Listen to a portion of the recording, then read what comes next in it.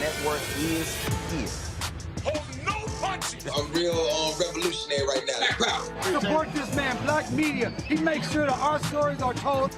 Thank you for being the voice of Black America, Roland. Stay black. I love y'all. All momentum we have now, we have to keep this going. The video looks phenomenal. See, this difference between Black Star Network and Black-owned media and something like CNN. You can't be Black-owned media and be scared. It's time to be smart. Bring your eyeballs home. You dig?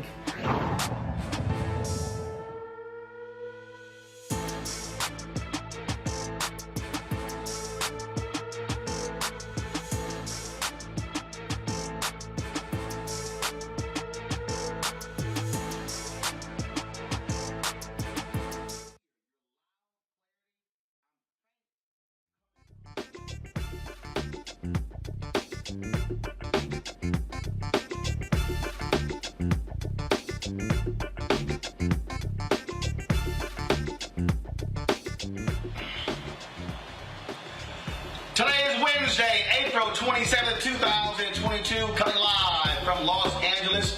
Roland Martin Unfiltered, of course, on the Black Star Network. In 1989, he was convicted of murder. He spent nearly 32 years in prison. In 2018, his conviction was overturned, but didn't get released until 2021. Federal judge has reversed the overturned conviction. Now there's a chance that Crosley Green could go back to prison. We'll talk with Green and his attorney tonight, right here on Roland Martin Unfiltered.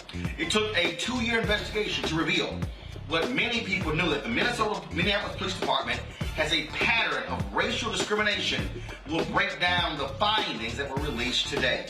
Derek Chauvin wants to appeal his conviction while the judge denies cameras in the courtroom from the trial of the 3 ex-Minneapolis police officers charged with aiding and abetting George Floyd's death.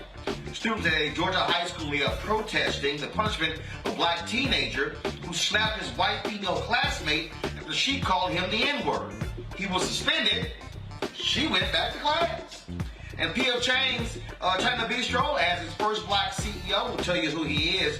And with Elon Musk's acquisition of Twitter and his stance on free speech, what will that mean for many who say the most disrespected people in the country are black women?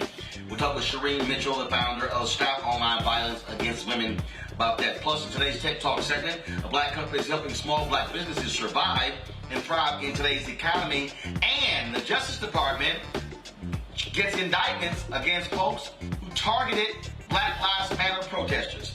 It is time to bring the funk. I'm Roland Martin Unfiltered on the Black Star Network. Let's go.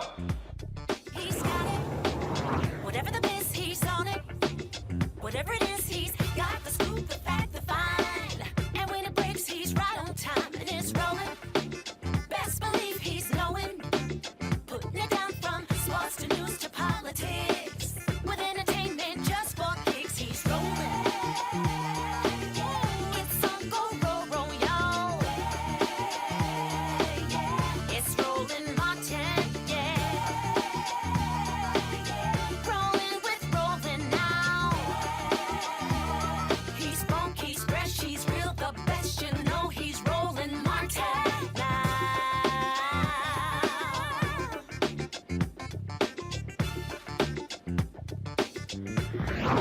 Martin.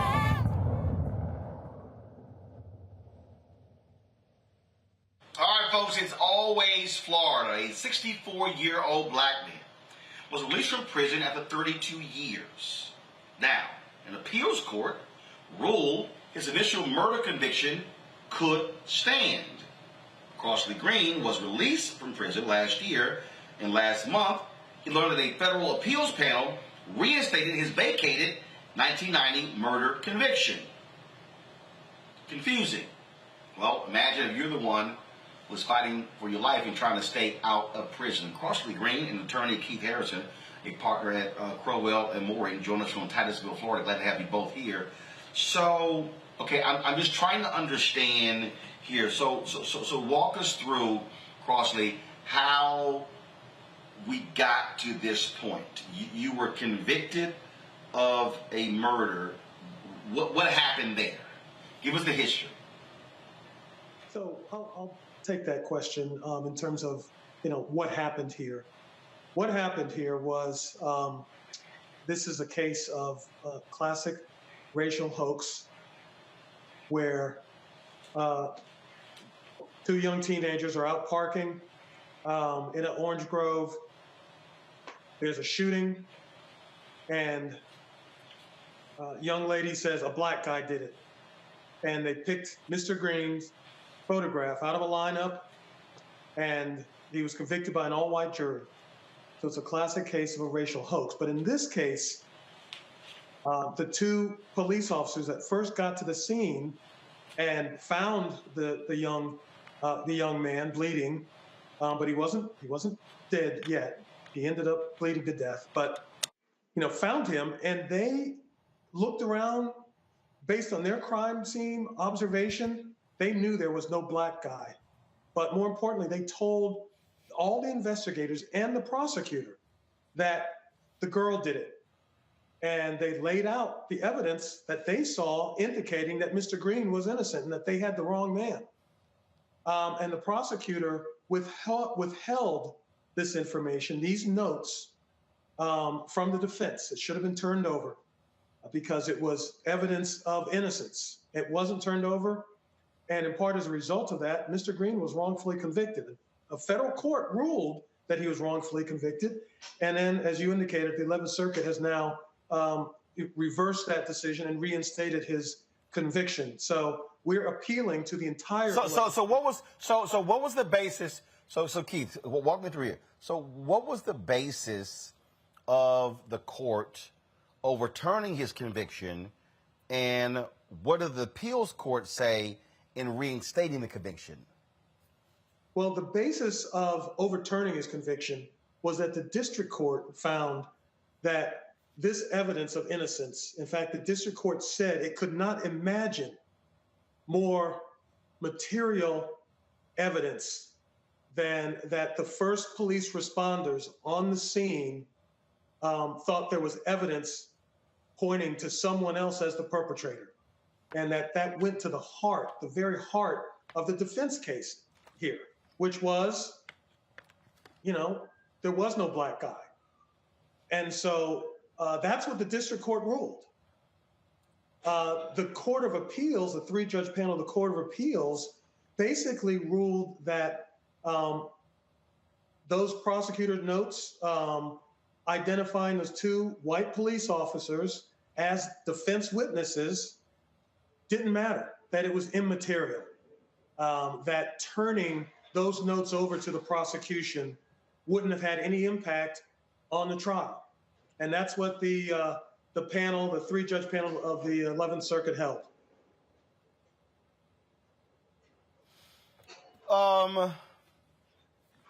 Crosley, take us through what you are feeling, what you are dealing with, this up and down. You spend 32 years in prison. You went in, and how old were you? 31. I was 31 years old, and my first 3 years was rough. But I have to say it changed a great deal when I took to the Bible, took to reading it. I mean, strongly reading the Bible. And as though not only reading the Bible, believing truly there is a higher being. And with that, my faith grew as far as to which way I should go. Should I stay angry, hateful, all above the things that a person feels when something like that happens. But with the good grace of the Lord, my life changed, and since then, there's no hatred. I've done 30 years after the first 3 with no blemish record of any kind of any wrongdoing with an inmate or against another officer. My faith in what I believe and how I thought and continue to think and how it's going to turn out is far-fetched than anyone really can even imagine. All right? Right now, I'm feeling good. Whether or not the ruling was the way the ruling came, yet still I have my faith that it's going to go accordingly. And not only that, I have a family of sisters and brothers, sons, grandkids, nieces, nephew, and they all love me. With that ruling, which that you were describing or you mentioned about, that doesn't faze me because I'm not looking backwards. I'm just only looking forward to what to come. And there's better things to come and more. When I say better things, more better of a life for me than I had those years when I was there. For now, I've been asked that question many times, and I can only say that I have my hopes, I have my faith, I have my family, friends, and things are looking good for me. I have a job. I go to church every Sunday. I mean, it's unbelievable in the way I'm carrying on in the sense of anyone other than myself can probably feel the things I feel.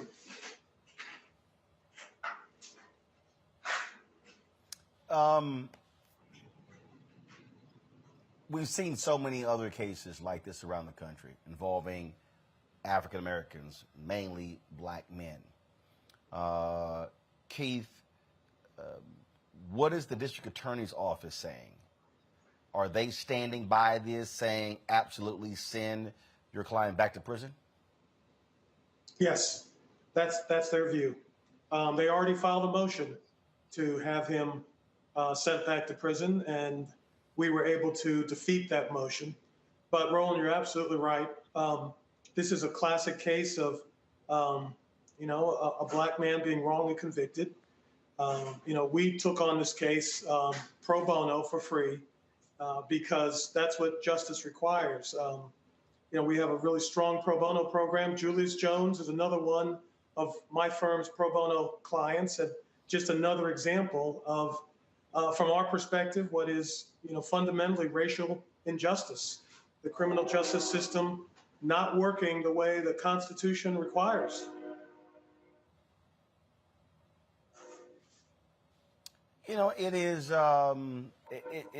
It's amazing to me when we keep seeing things happen. In the trial, was there any physical evidence, any DNA evidence that linked your client, or was this solely based upon an eyewitness? There was no physical evidence at trial linking Mr. Green to the crime scene or anything else. Not one single fingerprint. Supposedly, he kidnapped these two teenagers and drove a truck several miles, didn't have gloves on, and there wasn't a single fingerprint. There is no physical evidence, tying him to the crime scene. In fact, long after the fact, we were able to do an investigation, and we found 10 eyewitnesses that put him miles away from the crime scene at the time the crime was being committed. But there was no evidence at trial, no physical evidence connecting him to this case, to this terrible crime. So just one woman who says, I saw a black man, and they ascertain it was Mr. Green. Yes. And the amazing thing is, her initial description didn't even fit Mr. Green. Her initial description was of a black man who was muscular and thickly built, not quite like a weightlifter. These are her words. Crosley Green at that age of 31 was skinny. And she also described a man with a jerry curl. Crosley Green had close cropped hair similar to what he's got now. So the description was not even close, but it was a black man, and that was basically all the evidence they had. And he was picked out of a photo lineup, and that photo lineup is one of the most suggestive photo lineups I've ever seen. As a former prosecutor, it was done in a way that you would never do it. A photo array. There were 6 pictures, and Mr. Green's photo was smaller, darker, and right in the middle of the top row. What the prosecutors refer to as the bullseye, because that's where your eye naturally goes in any photo array, to the one that's right in the middle. And that's where they put Mr. Green's picture.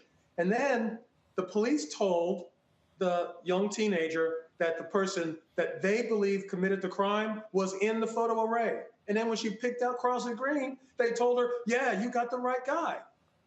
And that's the identification that sent him to death row.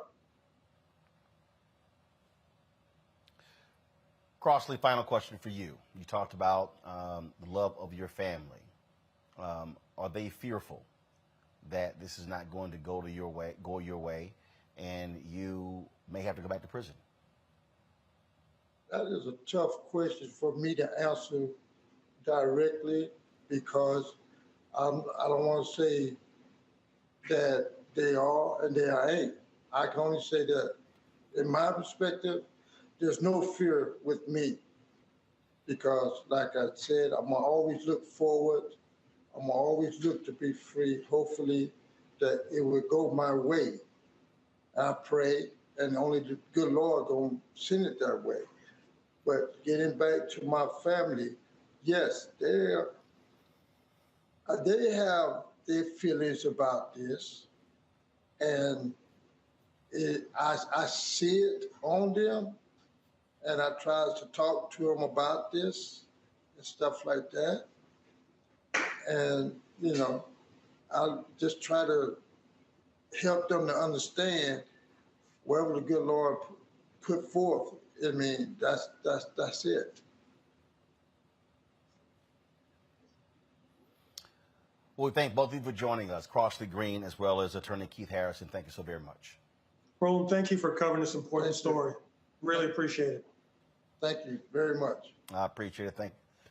Thank you very much. Let's pull in my panel. A. Scott Bolden, he is the former chair, National Bar Association Political Action Committee attorney in Washington, D.C. Monique Presley, legal analyst and crisis manager. Dr. Jason Nichols, senior lecturer, African American Studies, Department of the University of Maryland, College Park. Scott, I'll start with you. When you hear these details in this case, no forensic evidence, nothing else tied into the crime. Woman says black man. Her initial explanation doesn't actually match him. That's a whole lot going on to still find somebody guilty. It would certainly sound like it, but the reality is this story matches up with Jimmy Gardner's story in West Virginia. The description is wrong. There's no physical evidence, at least no reliable physical evidence. He doesn't fit the prescription, and ultimately, a federal judge, where Jimmy Gardner did not exhaust his state court habeas corpus proceedings because he sat in jail for 17 months. He filed a motion with the federal district court, and this judge, and that particular judge in West Virginia, took his case up.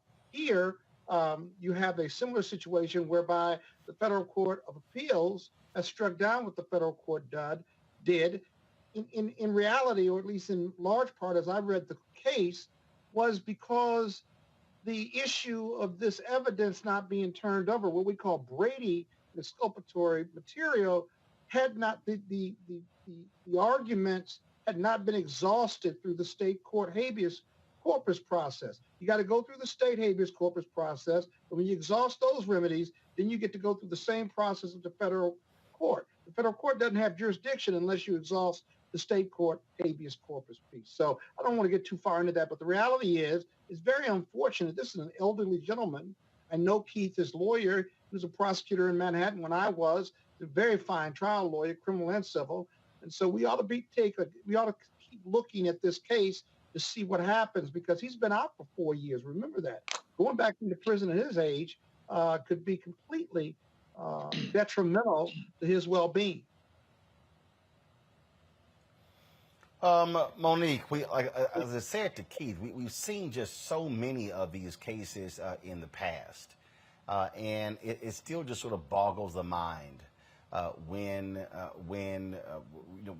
we hear about, and again, more than likely his brother spending 20 and 30 years in prison for crimes they say that they did not commit. Yes, and the estimate per year is upward of 10,000 who are wrongly convicted. That's not all a jury getting it wrong. That's them being just cajoled, forced, manipulated into pleading guilty to things that they haven't been guilty of. That's others turning state's evidence on them and testifying falsely in order to get better sentences for themselves. Or then it's cases like this where an eyewitness, it appears, got it wrong. The difficulty is that there are no quick fixes there in that particular instance, because I don't think what people even on our side of the system are advocating is that if there is only eyewitness testimony and nothing else, that the eyewitness testimony be dismissed or discounted in favor of physical evidence or a lack thereof. I think that has its own set of problems, challenges, and difficulties, and that we do want a system in which if an eyewitness sees something happen, that eyewitness's testimony is credited. Maybe we need adjustments in the system that weigh the system. Maybe we are now so far advanced that there are very few crimes where there isn't any amount of physical evidence that can be gleaned because of the sophistication of our system now. But as for cases that are so far in years past, it's just one of those hard travesties, and that's what I believe we are facing here. And I pray that there is a resolution that enables him to not go and have to return back to the federal prison system. And Jason, what just jumps out, I mean, this is a man who literally, he goes in at 31. Half of his life is gone. Gone. And then when you look at the average life expectancy of an African-American man, I mean, just gone. Yeah, this I think honestly is every black man's worst nightmare. To get caught up in the system, and you are completely innocent. You don't match a description, and yet you get held accountable for something that you didn't do, and spend decades separated from your family, separated from your children. Your children are having children, and you're not there to be there. As I can hear my child screaming in the other room. It's literally a nightmare. And I have a lot of questions about this. I think the question that rises in my mind is there any investigation, private or otherwise, of this woman who made the claims initially? Has anybody looked at, anything that may have tied her to the crime? Have they looked for a weapon or anything like that that could potentially tie her to the crime? Where is she now?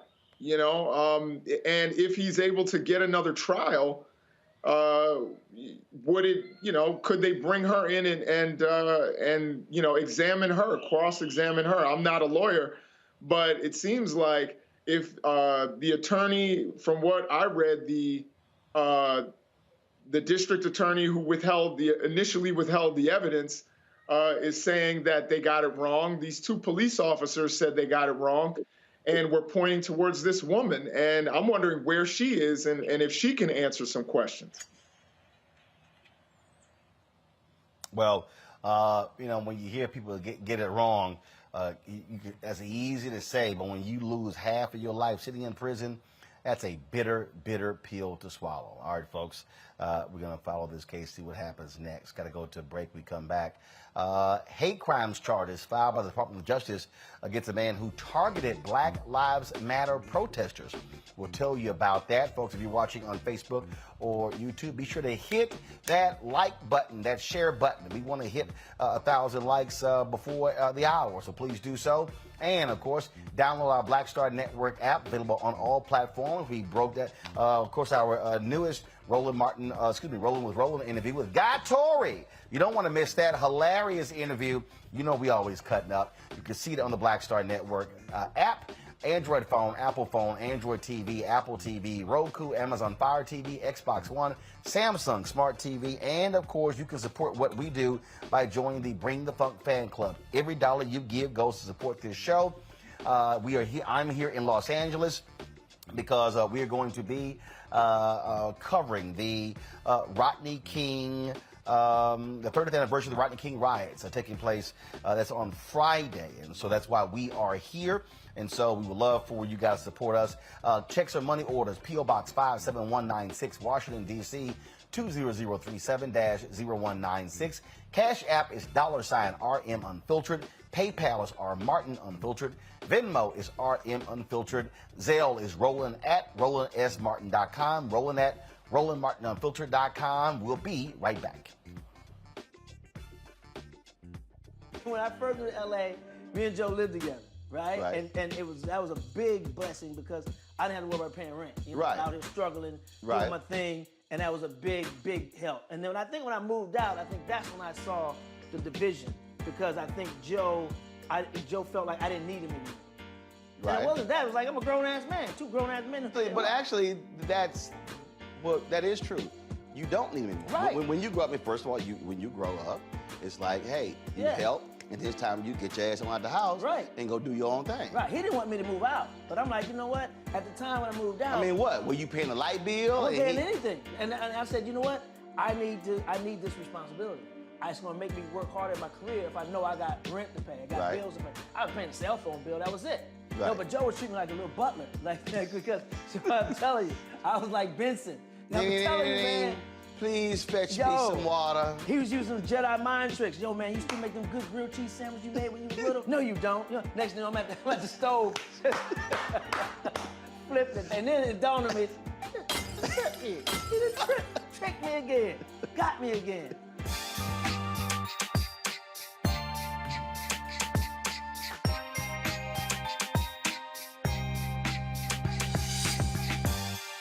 On the next Get Wealthy with me, Deborah Owens, America's Wealth Coach, financial literacy. Without it, wealth is just a pipe dream. And yet, half of our schools in this country don't even teach it to our kids.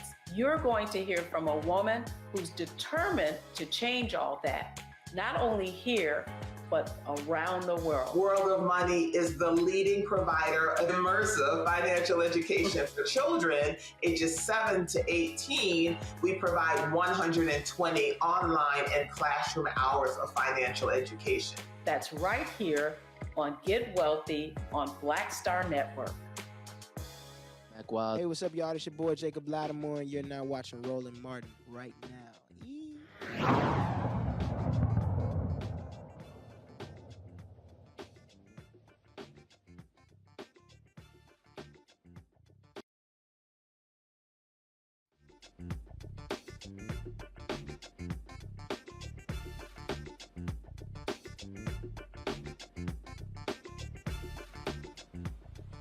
All right, folks, welcome back to Roland Martin Unfiltered. Glad to have all of you here. The Minnesota Department of Human Rights, they have led an investigation to the Minneapolis Police Department. It was launched after the death of George Floyd, of course, where they found probable cause at the city and the police department have a pattern of racial discrimination. Well, they released the report today, and it was a blistering one. After completing this extensive investigation, the Minnesota Department of Human Rights finds that the city and Minneapolis Police Department engaged in a pattern or practice of race discrimination in violation of the Minnesota Human Rights Act. Throughout this investigation, the Minnesota Department of Human Rights determined that this pattern of race-based policing is caused primarily by an organizational culture that can be described in 3 ways. First, flawed training, which emphasized a paramilitary approach to policing. Second, deficient accountability systems that are designed to not hold officers accountable for misconduct and therefore fail to hold officers accountable for misconduct. And lastly, former and current city and MPD leaders who have not collectively acted with the urgency, coordination, and intentionality necessary to address racial disparities in policing, to improve public safety, and increase community trust. Folks, after reviewing 700 hours of body cam video, 480,000 pages of documents, observing 87 hours of academy training, conducting also ride-alongs and analyzing the MPD data on all use of force incidents over a decade, the Minnesota Department of Human Rights found that, again, just so much when it comes to racial disparities in terms of how officers use force, discriminatory, race-based policing, racial disparities in terms of stop, search, arrest, inciting people of color, particularly black individuals compared to white individuals, officers' use of covert social media to surveil black individuals and black organizations unrelated to criminal activity, MPD officers' consistent use of racist, misogynistic, and disrespectful language. Folks, it goes on. Deficient training received by MPD officers, supervisors, and field training officers, which emphasizes a paramilitary approach to policing that results in officers unnecessarily escalating encounters or using inappropriate levels of force. MPD's accountability systems are insufficient and ineffective at holding officers accountable for misconduct. Former and current city and MPD leaders have not collectively acted with the urgency, coordination, and intentionality necessary to address racial disparities in policing, to improve public safety, and increase community trust. Damn, they leave anything out, Monique?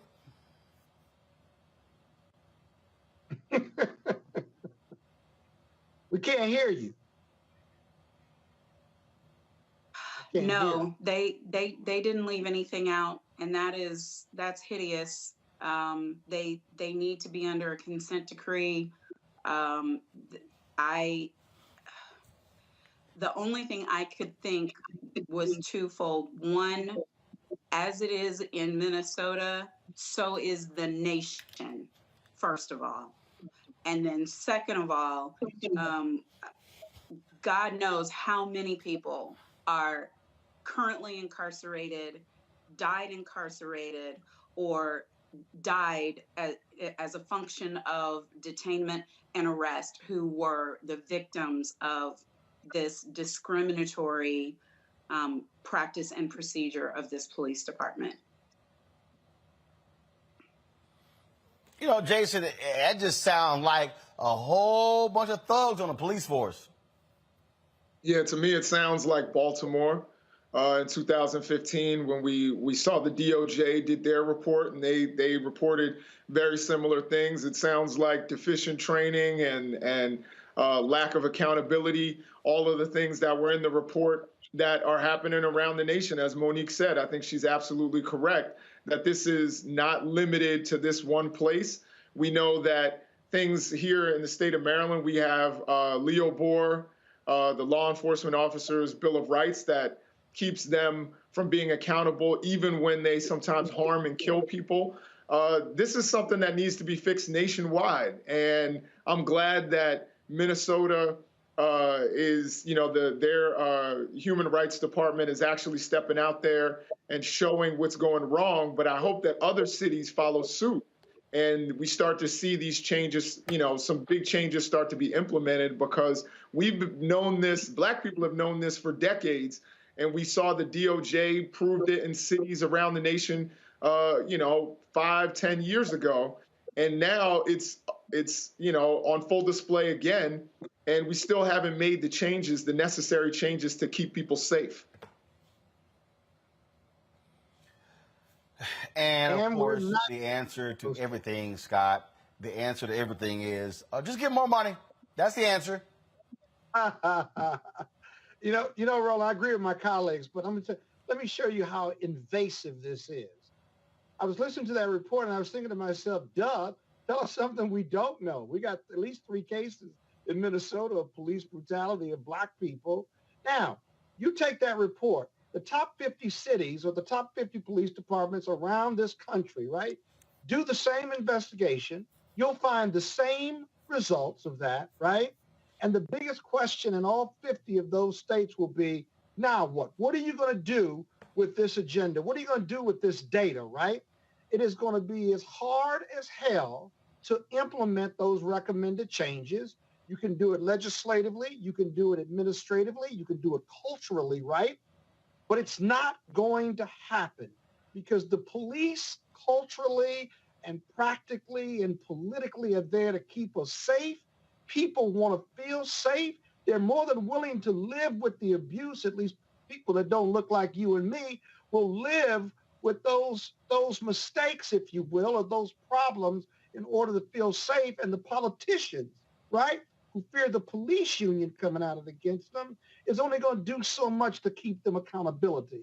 And now you have a police culture training implementation problem in this country that just festers like cancer. It's never going to go away because we as a people, as a community, right, either don't have the power to make that change or don't have the courage to have our elected officials implement that change and force that change for fear of not getting elected. And so this problem isn't going to go away by rhetoric. It's going to go away by action. Until our elected officials and the community at large, Black and white folks and voters, are going to step up and force the action or force cleaning up this issue, you're never going to get better people being hired. You're never going to get testing to see whether they're more likely to be racist or not, or whether they're more likely to escalate a situation as opposed to de-escalating it, if you will.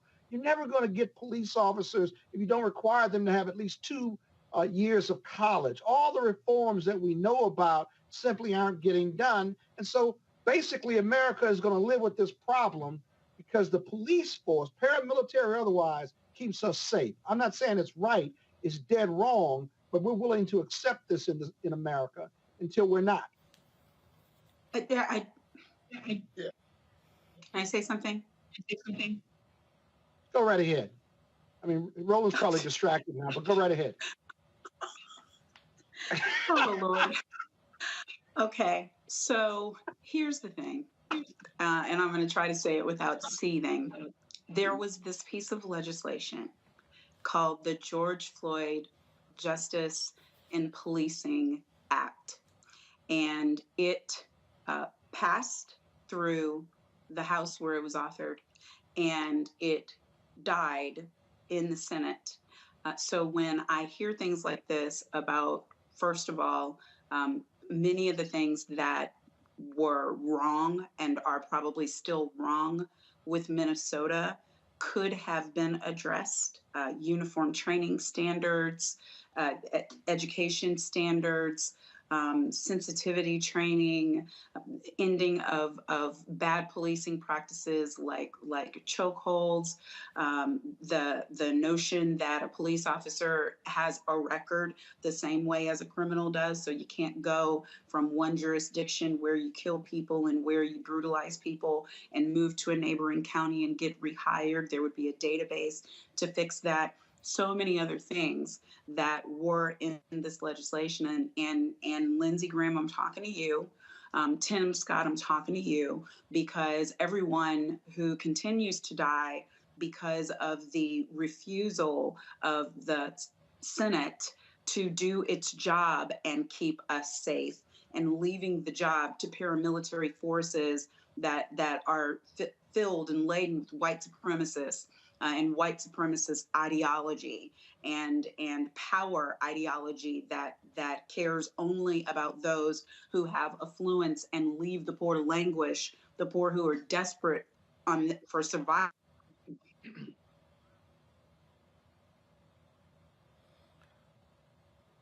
But the thing that well, Monique froze there.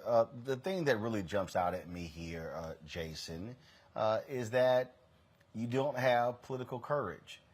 You have Senator Tim Scott, who blame on Democrats, but he failed when it came to the George Floyd Justice Act. What are those leaders in Minneapolis and Minnesota going to do as well to address these issues? I mean, how more damning can they release it? Can a report be? You know, it's funny that, and I'm going to push back lightly on something that Scott was saying, and that is, you know, people are maybe afraid of police unions, but we've seen politicians take on teachers' unions who educate our children. They're not afraid of unions. They go against unions all the time. Oh, I disagree. Well, Jason, let's just be honest. Teachers' unions are more. One second. Teachers' unions are more aligned with Democrats. Police unions are more aligned with Republicans. That's why. Right. No, I'm not denying the partisan nature of this. I'm just making a basic statement that politicians are not scared of unions. You know, I think politicians and as a matter of fact, they go after unions in a way. And we haven't seen Democrats, and I agree with you, Roland, and I think your point is a salient and important one, and that is the political courage. Republicans are very much willing to go after teachers' unions and attack teachers' unions who educate our children, but yet we don't see people willing to stand up to police unions, even when they make us unsafe. Instead, they'll just, you know, hashtag Black Lives Matter, but not actually take the actions that keep a lot of people safe and will make our communities more just. Well, Scott, I think, Scott, go ahead. No, what I was going to say was, as I listened to Monique, you know, there was a point in time a year ago where Monique really believed, I thought, you know, that Tim Scott and Lindsey Graham, she said, I sat next to Lindsey Graham and they committed to doing something about this or getting it done. I argued at the time that was pie in the sky and that they would never pass this bill, that George Floyd bill. And you and Monique argued with me about keeping the faith, essentially.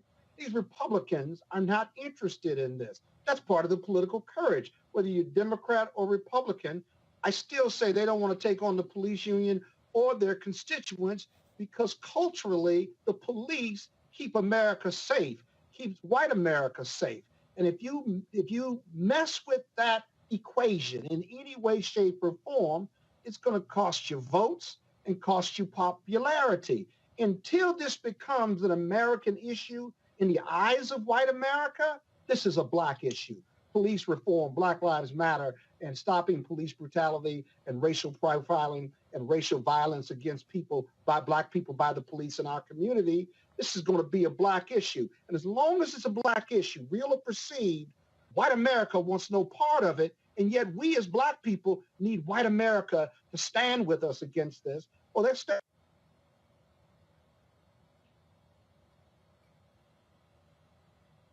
All right, looks like Scott froze as well. So Scott froze, Monique froze.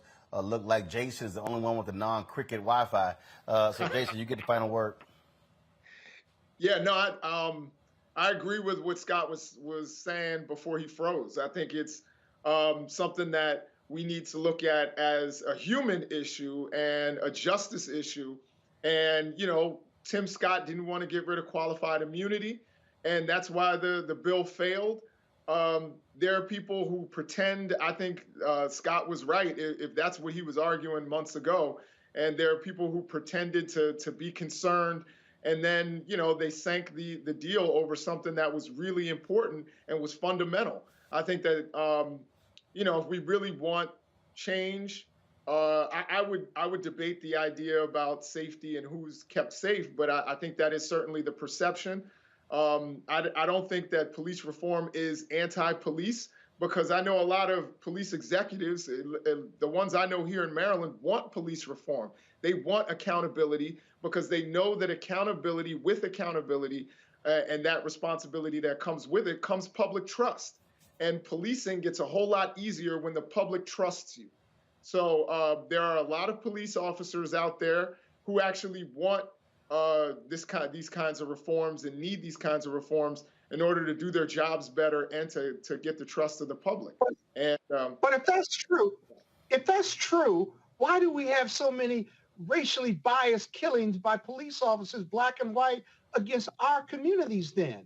I mean, you make it sound like there's hope is on the way, or that somehow reform is on the way because people who aren't in the union, like police executives, want this to happen. Maryland's done a really great job. But you got to look beyond Maryland and what's happening in the red states in the South, in the East, in the West, and in the Middle West, if you will, and the Northeast. And there's not much progress being made. You would think as many times as cameras have caught police officers abusing Black and brown citizens, you would think they would get the message and say, we're not going to do it. What we see instead is a heightened sense of police brutality, a heightened sense of it carrying it out in front of cameras and taking cameras or not turning on their body cams. The cameras show all of us in America how the police operate, but it hasn't stopped them from operating that way because they are fearless, because there's no one that they believe is going to keep them accountable. The unions aren't going to keep them accountable. The executives in the police force, the chiefs of police, sure, but they're appointed at the pleasure of the elected officials. They may or may not be around. And so until you put in accountability, and white America believes that police brutality is an American issue versus a Black issue, this isn't going to change.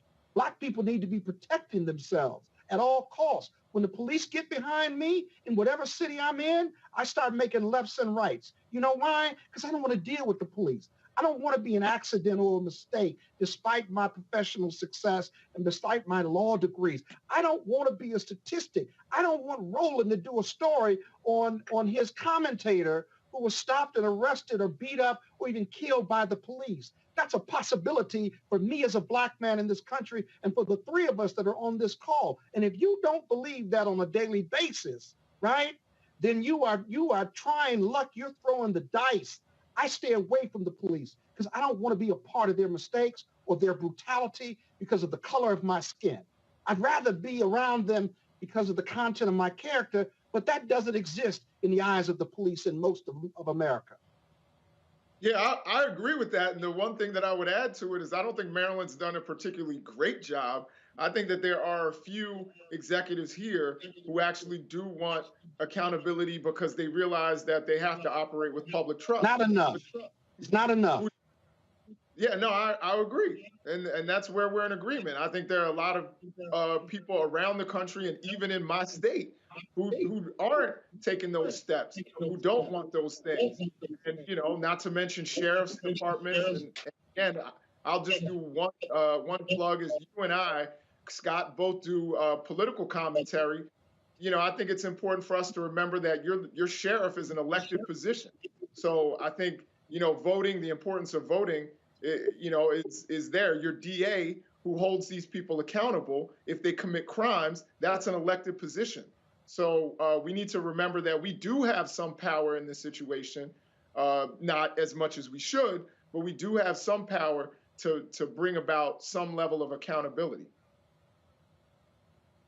So, sometimes when I hear these debates, I feel like my grandmother said, so it looks like let's just pray about it. Let's just pray about it. Maybe we need to do that, but I'm not sure that's enough. It's got to be more cohesive and more broad for all of us. Monique, is Monique back? Yes. All right. She's not. I'll take her time. I got No, both of y'all got that bad. But both of y'all got that bad cricket Wi-Fi. So Monique, we'll go ahead and give you the final comment on this segment. Okay, I was gonna say I just think. Yeah, but Scott, you and Monique froze. Jason ain't froze, so it ain't the equipment. Good morning. Go ahead. Oh, all right.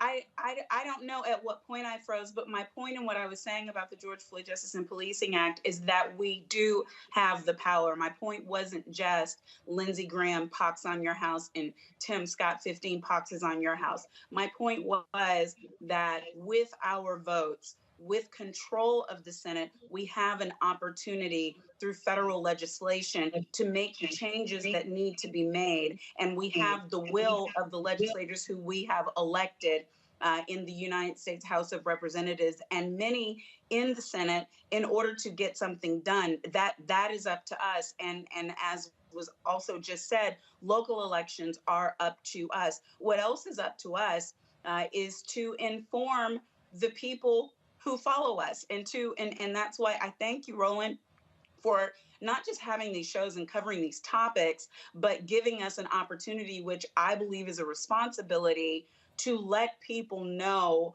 what they can do to keep themselves safe, yes, but also to advocate in their communities, because these decisions about municipal politics and municipal policies, those are being made in city halls, thousands and thousands of city halls across this nation every week.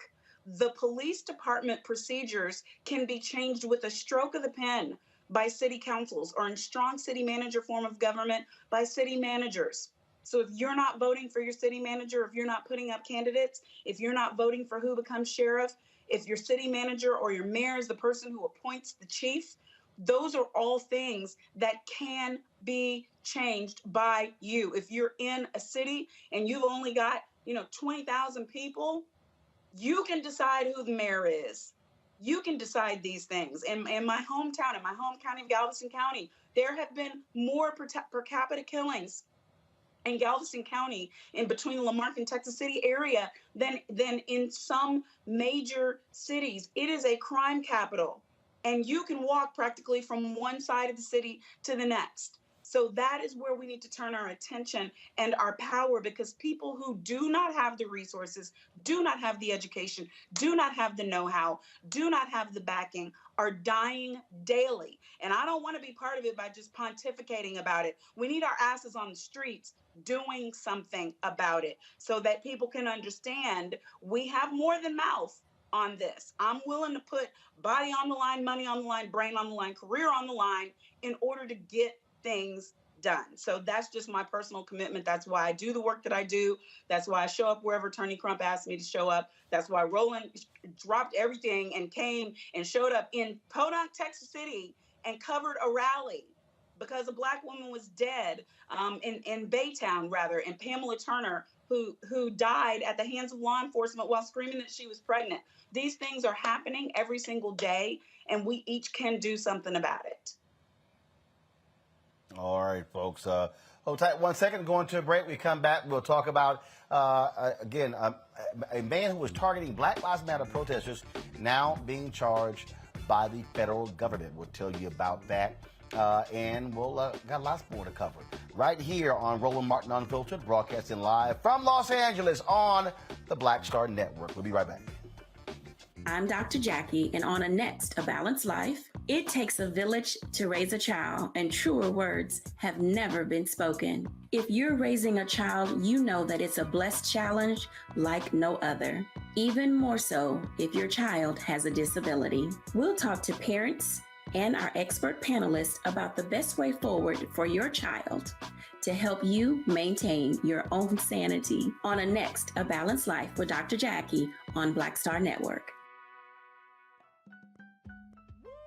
We're all impacted by the culture, whether we know it or not. From politics to music and entertainment, it's a huge part of our lives, and we're going to talk about it every day right here on The Culture with me, Faraji Muhammad, only on the Black Star Network.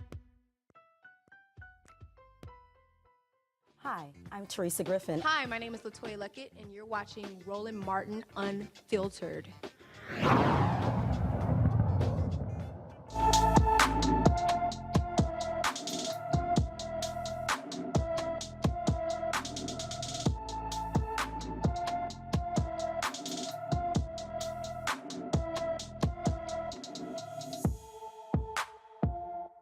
Black and Missing. All right, folks, today is Black and Missing. We really hate to have to do these, but it's important that we do. Emirates Mbui went missing from Erie, Pennsylvania on April 15th. The 17-year-old is 5 feet 10 inches tall, weighs 230 pounds, with black hair and brown eyes. Emirates was last seen wearing a multicolored sweatshirt, gray sweatpants, and sneakers. Anyone with information on Emirates Mbui should call Mill Creek Township, Pennsylvania Police Department at 814-838-9515, 814-838-9515. A Michigan man, folks, is charged with willfully intimidating and attempting to intimidate citizens who support Black Lives Matter. According to the Department of Justice, Kenneth Phelan called 9 Starbucks stores and shared hate-filled messages towards employees wearing BLM-related apparel. In one call, the man said to an employee, "The only good nigger is a dead nigger." In another, he said, "I'm going to go out and lynch me a nigger." In 2020, Starbucks provided $250,000 BLM shirts to employees who wanted to wear them during their shifts after George Floyd's death. This is one of the things that I've been talking about this, Monique, the work that Kristen Clark and her Civil Rights Division, the Department of Justice, has been doing. Every week, we're getting these emails, we're getting these stories, we're getting these items of a prison guard or police department or hate crimes when they're going after. And for the life of me, I really don't understand why the White House is not touting the success of this. I mean, when we talk about voting, this is a perfect example of what happens when you put the right administration in who gives a damn about hate crimes, who gives a damn about people's civil rights being violated. Right. Yeah. She's doing her job, and I was thankful. I know, a number of us have been getting the updates as these things come out. And they are prosecuting. In fairness, some of these cases did not originate with them. The rank and file of the Department of Justice were still trying to do their job, but when it came time to finish it, or when it got any kind of publicity whatsoever, then the prior administration was dialing things back, taking themselves off of cases, changing positions, and that is not happening now, and she is being empowered to do her job. I do think, though, there is still a delicate balance because, frankly, people don't care about us getting this justice.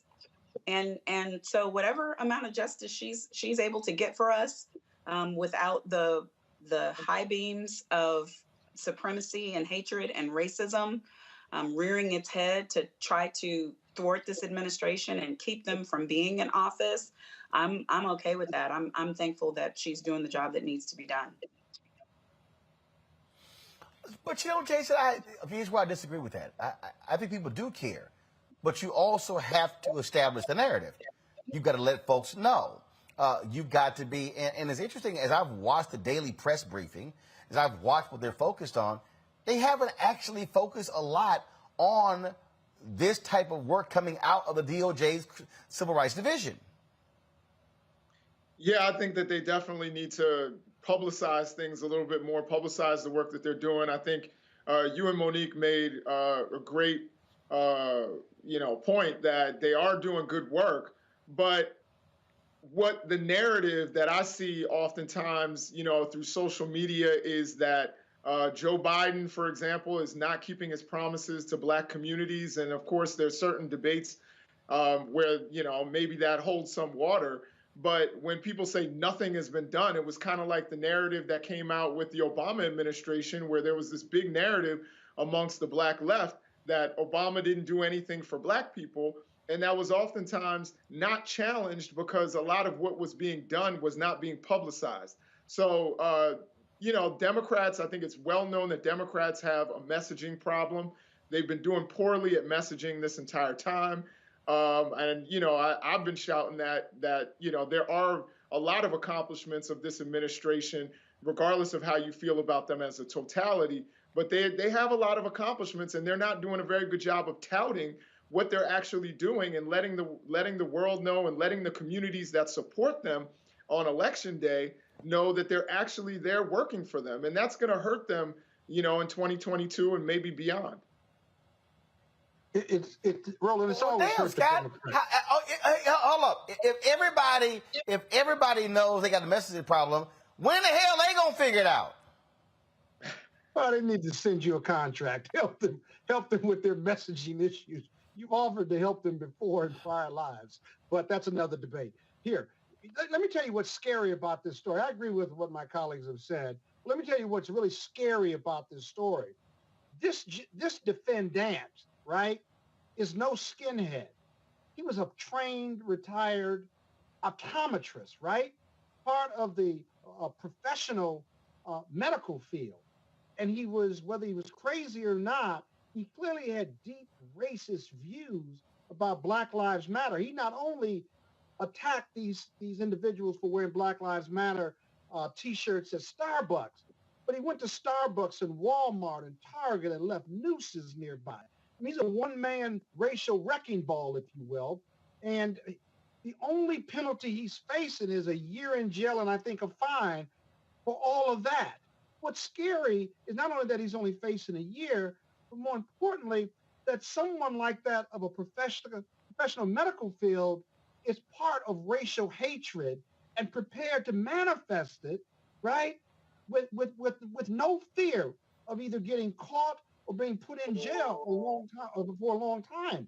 If he's there as a trained optometrist, there are thousands of others who are either sympathetic with white hate groups or want to do their part or feel that fear that in 2043 that we're going to be a country of color.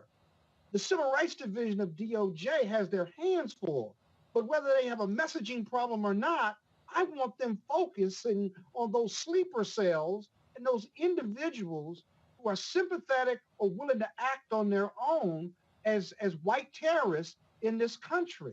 That is our greatest threat as a people of color. Those sleeper cells, those individuals who hide in front of us behind medical degrees and legal degrees, but harbor that racial hatred and fear of us being a country of color. And I hope they're focusing on that. And that's dirty work. That's not work that gets you PR.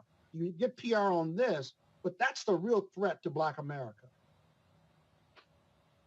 But I think that was Monique, go ahead. That's sort of my point.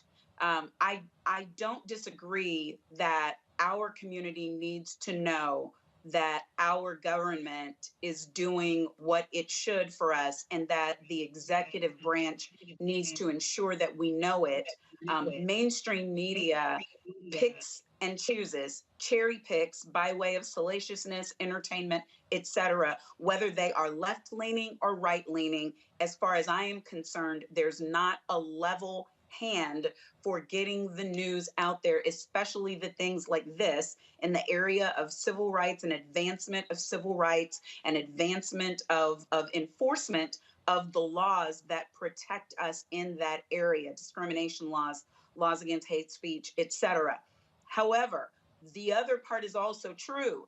There are those who do not want to know this at all, and who, if they see that this administration is paying attention and getting good success at paying attention on these issues, those who claim to be liberal, who are Democrats, who, as Scott said, aren't skinheads, who are Bible teachers, who are elementary school teachers, will criticize openly this administration's lack of focus on things that matter, like inflation and war and so on, and will harbor ill will for this administration's commitment to people who have otherwise been underserved.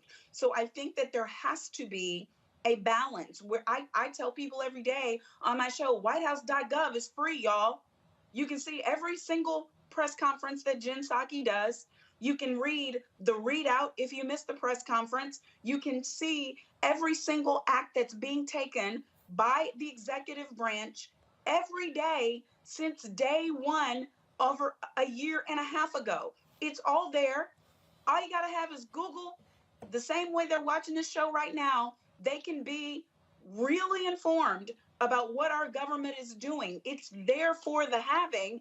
And if our people don't want to go to wh.gov, to the briefing room link, and look and see everything that is happening, then to me, the media owes it to just point, water's right there, and give an opportunity for people to be informed about their government. So, I mean, we know that our attention span as Americans is short. But there is no reason for us to perish due to this ignorance when the information is readily available. Maybe they're not shoving it down our throats, but they're not hiding it either. It's all there. Yeah, but part of your job, and I dare say most of your job, is to actually drive the messaging. It's not always, hey, it's there, go find it. No, you have to point people to it. You have to then begin to focus on it.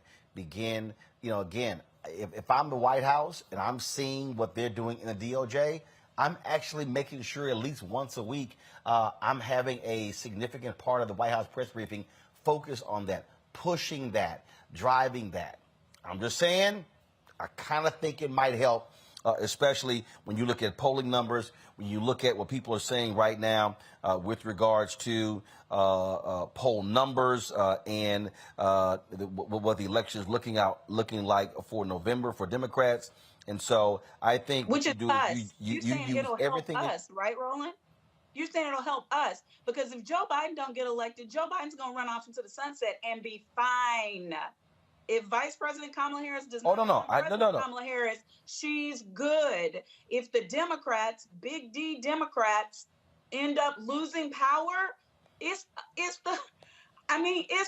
It's the disenfranchised. It's the ones who are dying of COVID. It's the ones who employment's going up for everybody but us. It's the Black women who are still which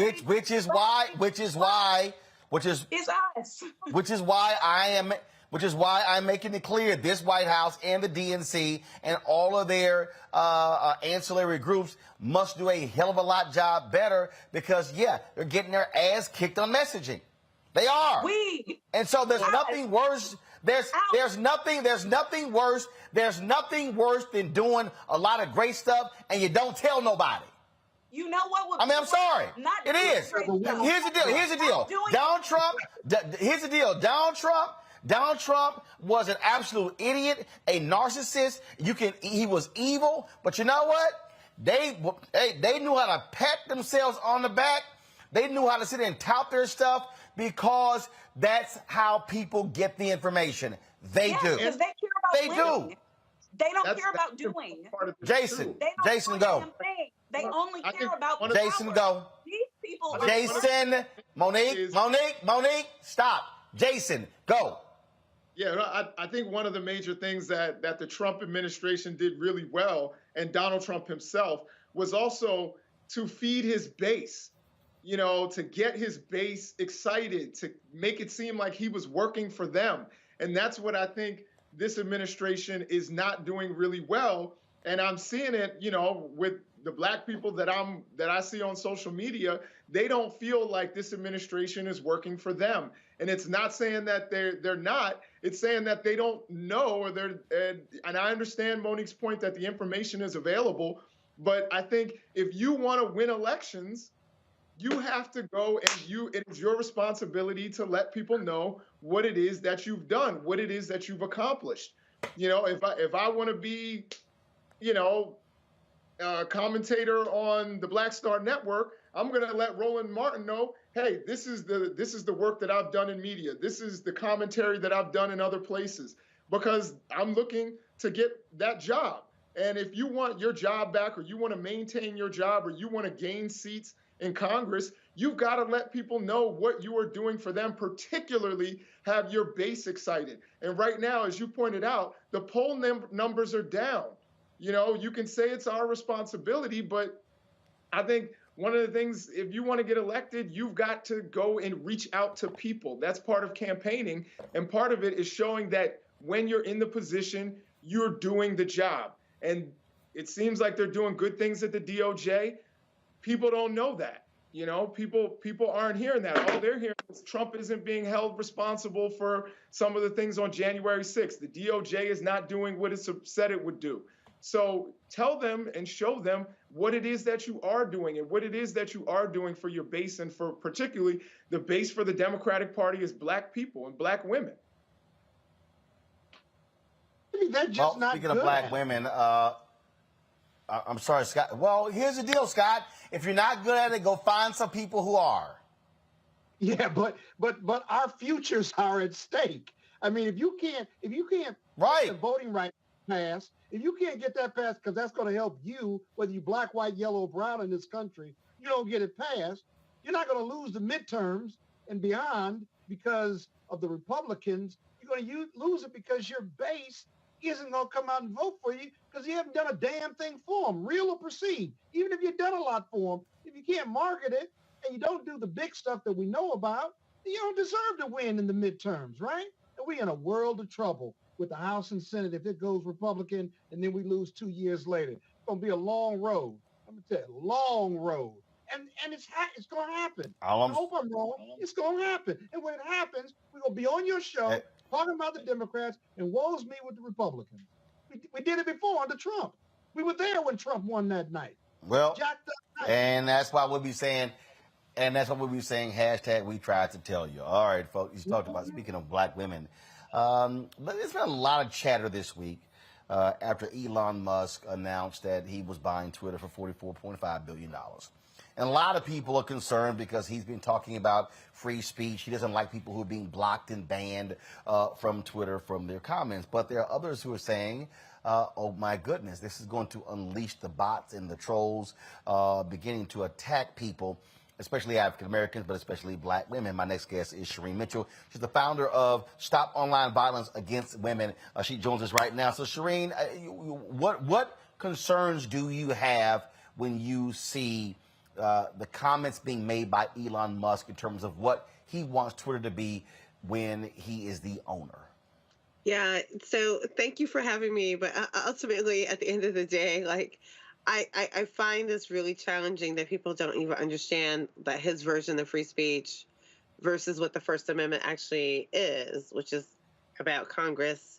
It's about the state. It's about, their inability to make laws or harm anyone based on their religion or based on their regress against them, the government, that he somehow thinks that as owning a company that he's supporting free speech. And that ultimately, at the end of the day, is what we're challenged with. And his version, unfortunately, is supporting the versions of which those that have been held accountable by the platforms to keep people from harming others, participating in hate speech, inciting violence.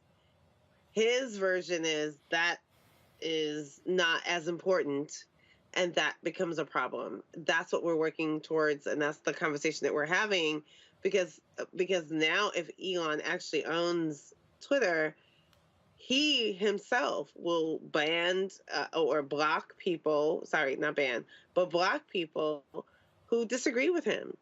He says, like, people are afraid of free speech, yet he will block people who disagrees with him. I don't know how that translates to something that is a company that will allow people to speak freely if freedom means, if I don't agree with you, Elon, I will be banned or removed because of your idea of free speech, which isn't the law, it's a value. I'll go to the panel here. Also, if you have any questions. Jason, do you have any concern that others are raising with regards to Elon Musk and Twitter? Yeah, no, I absolutely do. I think it's, they're already supposedly finding a lot of bots showing up on Twitter right now. I know that I'm following fewer people and I have fewer followers than I had yesterday. And a lot of people saying, are saying different things about what that is about. So I'm a little worried about what Twitter is going to become, if it's going to become a 4chan or some of these other QAnon kind of beehives. I think that's pretty, dangerous. I also think it's dangerous that Elon Musk is going to have a lot of access to our data.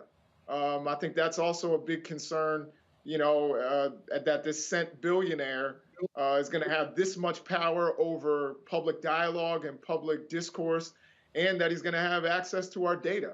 So I think that is also really concerning. So, yeah, I mean, everything that's happening with Twitter is concerning. I'm not leaving Twitter yet, but I will say that it is definitely very concerning.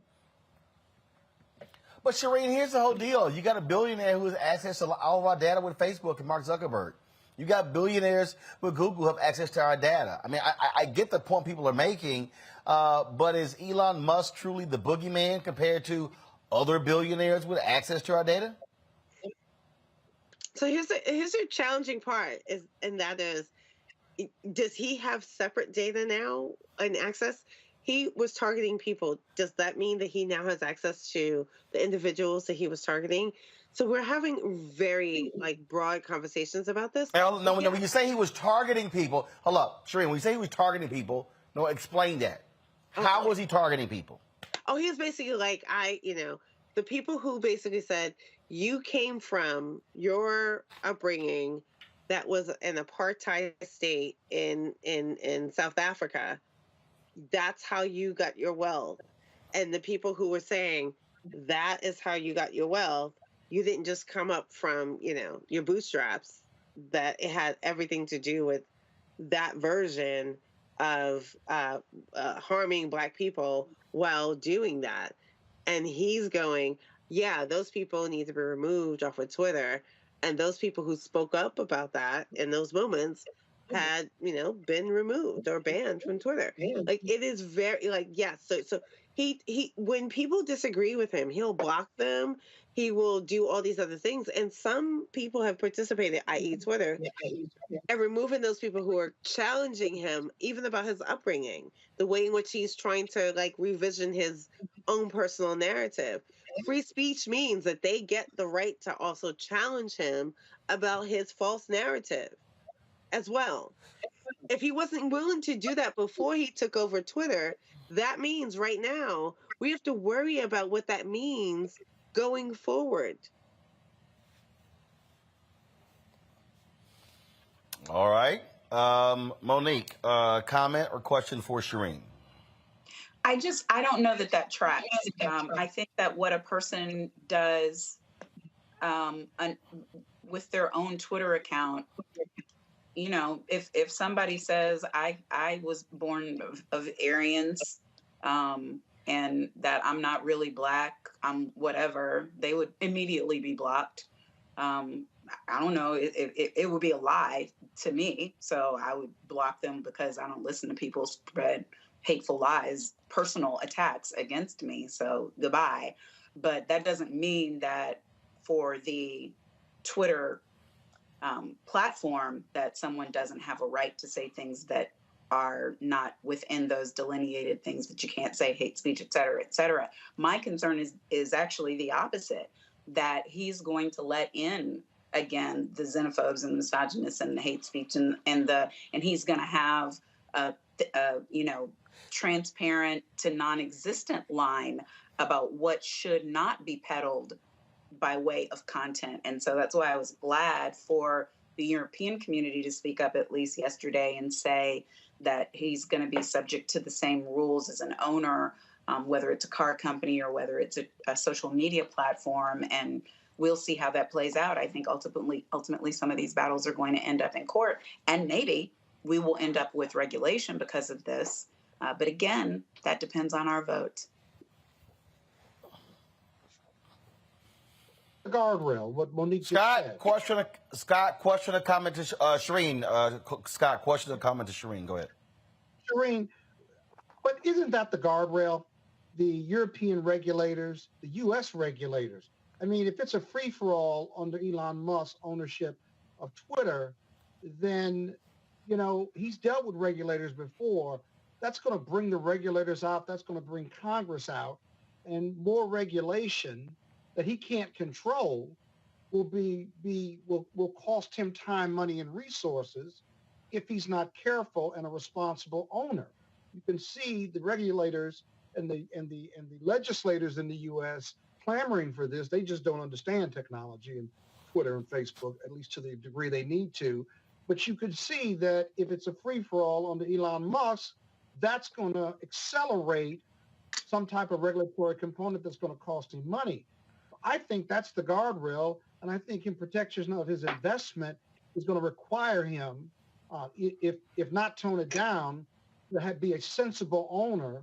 And if people, the manifestations of a free-for-all start costing people their lives or their reputations, or racism or sexism is rampant under his leadership, I think free speech is gonna be impeded upon, and the regulators and the courts are going to put some strictures around it. What do you think about that view of what the future of Twitter is? Yeah. So I'm sorry. Yes. Thank you for that question. My issue is that the most that people really focus on is the expression part, which is mostly on the value part, not the actual First Amendment. The First Amendment is our right to speak against our government and not be punished, right? On the platforms, every company, social media company, or every company that exists are private companies. And in this country, those companies are actually classified as persons. Like, you're actually having a debate. If I have a debate against Twitter as a whole, I, as an individual, am having a debate against a person, despite them being a company. That's the problem. When you have someone who owns a company and has the control over that company, when I want to say something about them, that I can be punished in a way that's not recognized by the state, because now it's a person to person. That's the same thing that Elon is speaking to a little bit, whether he means it or not, when he wants to block people or silence people because they don't agree with him, and saying, hey, the law, which is what his SEC filing says that. In his SEC filing, he basically says, this is a global conversation. Free speech, the way that America uses free speech, is drastically different about the other countries and authoritarian rules and the way in which they see free speech. And that is our fundamental problem about what he visions versus what the company, Twitter, has to deal with. Twitter is not just having conversations with Americans. It's all the whole spectrum. And we are still having a hard time understanding the difference between those things. That's what's going on. Yeah, I still think what I would describe as a private utility company. There's a body of law that says even utility companies that have massive impact on the social and practical side and provides a public service, right, will bring the regulators out and can be regulated. And I just think everything you say is correct, but I also think that begs the question as to how far away we are from regulating Twitter and Facebook and others. And I think if he exercises your greatest fear on what he will be as an owner, I think that's going to invite greater regulation. So we can both be right about that question and answer. I just think we have to look to see how long it's going to take, or whether his bad conduct, our fears of his bad conduct, are going to be true, because I think that's going to trigger speeding up, accelerating, greater regulation, not only in the U.S., but in Europe as well. We'll see. All right. Shireen, we appreciate it. Always a pleasure having you on. Thank you. All right. Thanks so much. Folks, a few headlines here. The man who sparked the investigation into the Minneapolis Police Department wants his conviction for killing George Floyd overturned. Derek Chauvin's lawyers are asking the court for three things: reverse his conviction, and grant him a new trial in a different venue, or return the case to a lower court for resentencing. Remember, Judge Chauvin was convicted in last April, of second-degree unintentional murder, third-degree murder, and second-degree manslaughter. Now, let's talk about the trial of the other three cops who were with Derek Chauvin. Their trial is not going to be live streamed. Hennepin County Judge Peter Cahill allowed cameras in the courtroom for Chauvin's trial because of COVID. Cahill says since the pandemic has regressed, he's not prohibiting the live stream. The trial for the former officers begins in June. And so basically, no cameras in the courtroom there, which, look, me personally, I believe cameras should be in all of the courtrooms because that's the public. We're paying for it, all right? Let's talk about Georgia, folks, where a black boy slapped his white female classmate because she called him the N-word. No.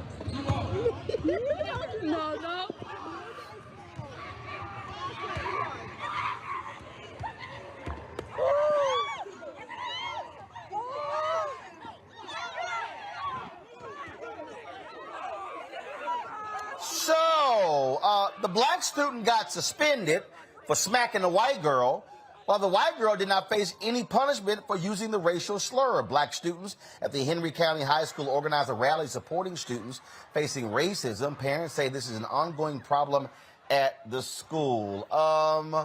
Monique, how does the black kid get suspended, but the one with using the racial slur, she goes back to class? Just wrong. Just wrong. Say it again? I said it's just wrong. They both should receive punishment. And when you say punishment, do you believe that both should be suspended? I don't know what their regulations are for what calls for a suspension, what calls for detention, what calls for whatever, but according to whatever their policy is, it ought to include racial slurs and use of racist language, derogatory language against another student or against a teacher. And certainly assault is violating the school's policy. So there's no, you caused it, get out free for the slap. They both were wrong. Said one was black and one was white. That's right. That white girl used that N-word, right? And then the brother did his best impression of Will Smith. He gets suspended. What happens to the little white girl? The little white girl go back to class. She's not even getting any coaching on racial sensitivity. I need to look up, is the N-word a fighting word under the Supreme Court definition? Because arguably, if it's a fighting word, and of course violence has no place, I'm not going to let the brother off the hook because he used physical violence, but I can tell you, if you use the N-word with me or probably anybody on this program right here, you're probably going to get a physical response, if not verbal, maybe both. And so both should have been suspended. One and her class and the school ought to go through racial sensitivity training. And I don't care how long the punishment is. It can be uneven, but both have to suffer some consequence. Jason, was this unfair to the black students for him to be suspended and the white girl allowed to go back to class? No, I think it was definitely unfair. Certainly, I think I echo what everybody else has said. She should have received some punishment. I'm not exactly sure what that punishment should be, or I really can't say whether she should have been suspended or detention, as Monique stated. I think she stated it pretty eloquently. Yeah. I'm sorry. I can. She should have been suspended. Yeah. I bet she won't call anybody else the N-word for a while. Right. I definitely think that you can't also excuse hitting people. I think that's even when they upset you, you have to have the composure not to lash out that way. But she certainly deserves some sort of punishment. But I think it's important also to see that the student activism was activated there. And I think that that's really important, that these students who have been suffering some sort of racist incidents for a while now, that they are taking their destiny into their own hands and realizing their own power and organizing and getting together. It was good to see a couple of white students in there having their backs. I don't know if they were just observing or if they were a part of the protest. If so, it was good to see that these students were getting together and demanding accountability from the administrators. So I think that if there's one positive that can be taken from it, is that these students are active and are no longer going to take the kind of abuses that they've been taking for a while now. All right, folks, here in California, a Superior Court judge struck down a white lawyer's attempt to block the land transfer of Bruce Beach back to its rightful owners, those black descendants.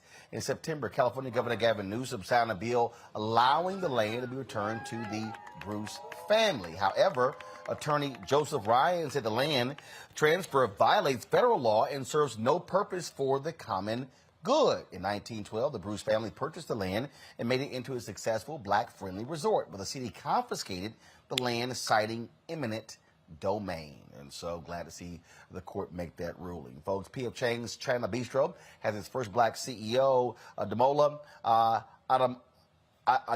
Adolwakun, revamped the business by changing its menu, dining rooms, and adding take-home and delivery options. Its initiatives increased sales during the pandemic. The Brown and Harvard University graduate is leading one of the most famous restaurant brands around the world. So certainly congratulations to Damola for becoming the CEO of that particular venture. All right, folks, black women are breaking barriers, including space. Dr. Jessica Watkins is the first black woman to serve on an extended mission with the International Space Station. That's right, the UCLA graduate and 3 others launched from Kennedy Space Center on Merritt Island, Florida, on the Freedom spacecraft at 3:52 a.m. this morning. During her 6 months in space, she will conduct scientific research, station maintenance, as well as additional training. All right, folks, when we come back from this break, our HBCU Connect segment, Morris Brown is back in business. We'll tell you how. Folks, don't forget to please follow us. If you're on Facebook and YouTube, hit the like button, y'all. Let's get those likes up. And so we should be over 1,000 on YouTube by now. And also download the Black Star Network app. We're available on all platforms: Apple phone, Android phone, Apple TV, Android TV, Roku, Amazon Fire, Xbox One, Samsung Smart TV. Also, please help us in what we do by joining our Bring the Funk fan club. Our goal is to get 20,000 of our fans contributing on an annual basis at least $50 each. That's $4.19 a month, 13 cents a day. That will allow us to raise $1 million. It goes towards equipment, it goes towards staff, it goes towards travel, it goes towards covering the stores across the country that we know that we need. Send a check or money order to P.O. Box 57196, Washington, D.C. 20037-0196. The Cash App is $RM Unfiltered. PayPal's are Martin Unfiltered. Venmo's RM Unfiltered. Zelle is Roland at RolandSMartin.com. Roland at RolandMartinUnfiltered.com. We'll be right back. I'm Dr. Jackie, and on a next A Balanced Life, it takes a village to raise a child, and truer words have never been spoken. If you're raising a child, you know that it's a blessed challenge like no other. Even more so if your child has a disability. We'll talk to parents and our expert panelists about the best way forward for your child. to help you maintain your own sanity on A Balanced Life with Dr. Jackie on Black Star Network. We're all impacted by the culture, whether we know it or not. From politics to music and entertainment, it's a huge part of our lives, and we're going to talk about it every day right here on The Culture with me, Faraji Muhammad, only on the Black Star Network. I'm Shantae Moore. Hi, I'm BB Winans. Hey, I'm Donnie Simpson. What's up? I'm Lance Gross, and you're watching Roland Martin Unfiltered.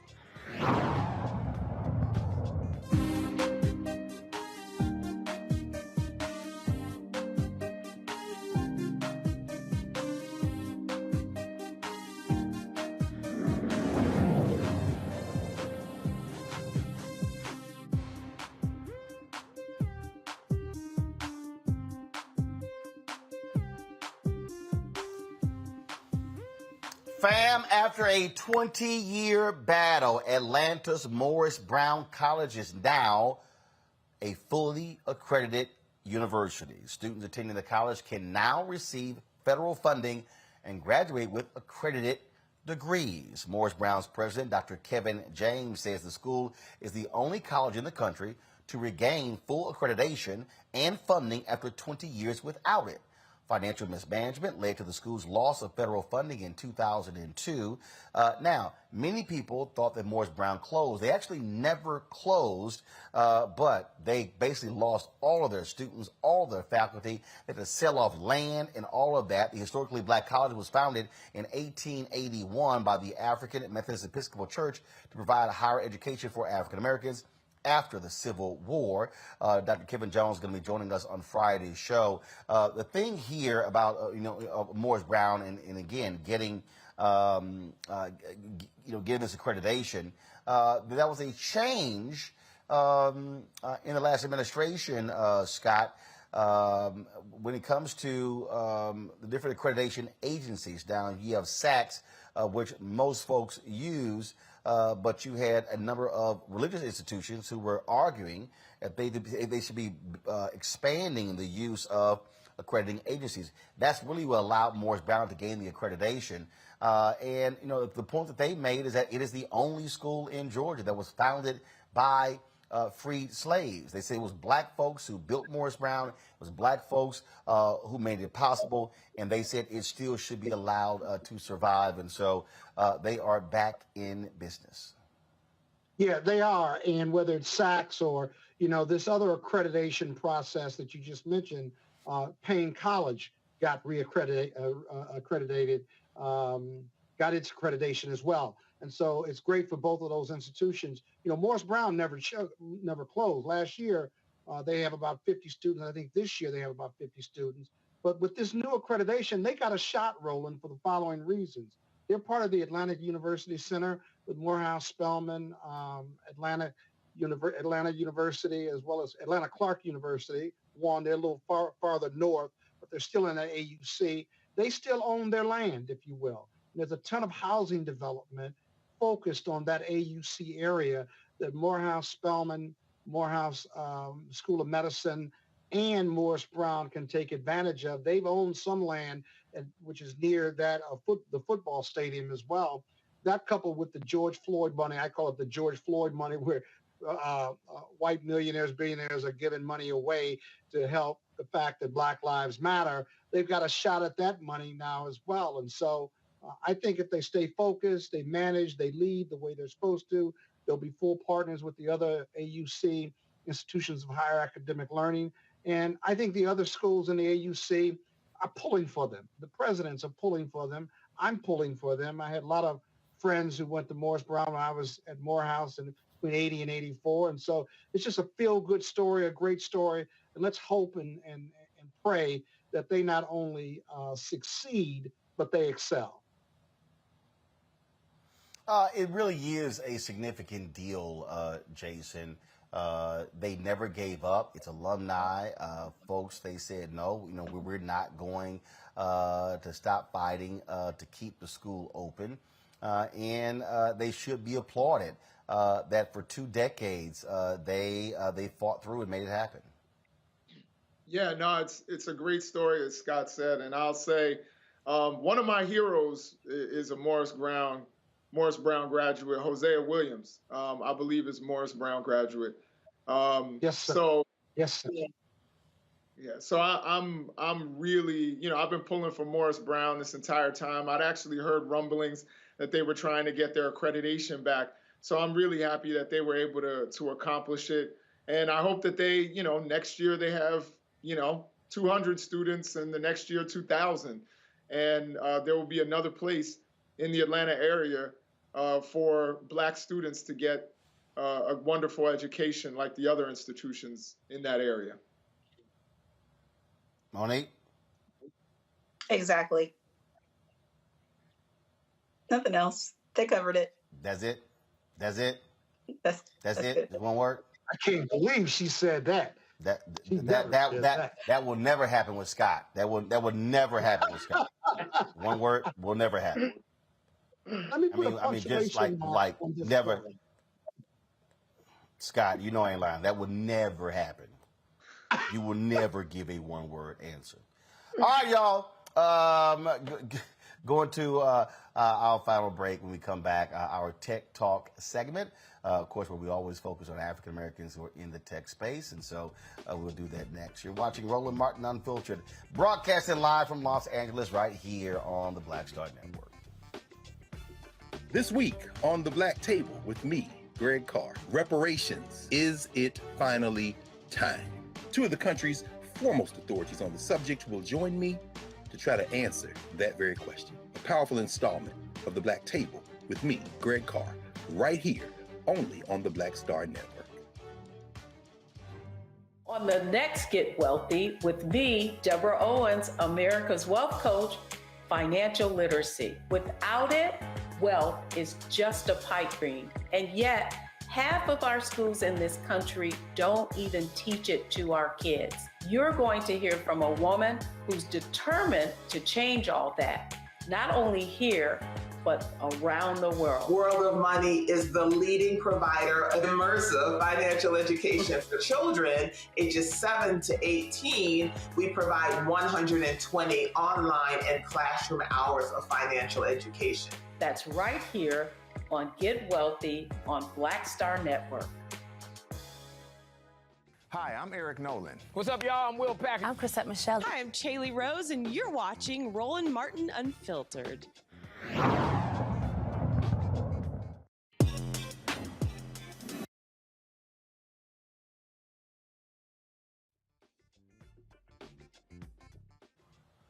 All right, folks, it is time for Tech Talk. The low survival rate of Black-owned businesses caused my next guest to say, you know what? I got to do what I can to help these businesses survive. Danielle McGee created Black Business Boom to provide training, services, and mentorship for small Black businesses to help them survive in this digital economy. She joins us now from Nashville, Tennessee. Danielle, glad to have you here. So what is Black Business Boom? What is it? Black Business Boom is providing opportunities for small Black-owned businesses. So we realized that Black-owned businesses needed help in using digital marketing to market their businesses and grow online. So we created trainings using a proprietary curriculum, as well as connecting Black business owners to mentorship in order for them to learn how to use digital marketing to market their businesses online so that they can grow their revenue.